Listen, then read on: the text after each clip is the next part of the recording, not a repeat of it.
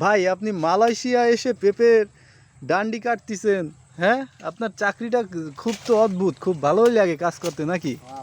হ্যাঁ, এই দেখেন এক ভদ্রলোক, সে বাংলাদেশ থেকে মালয়েশিয়া এসছে, এসে এখন পেঁপের ডান্ডি কাটছে। তার ভাই আপনার বেতন কত মাসে? মাত্র 40,000 টাকা। আপনি যে আছেন এইখানে, আপনার তাতে পোষায়? খাইয়ে পরে ভালো আছেন তাই না? এই যে দেখেন এই ভাই আমাদের বাংলাদেশি ভাই, ঠিক আছে, সে মালয়েশিয়া এসছে, এই যে এই বিশাল পেঁপে বাগান, এই পেঁপে বাগানের পরিচর্যা করে এই যে ভাই। ভাই আপনার দেশের বাড়ি কোথায়? বাংলাদেশে।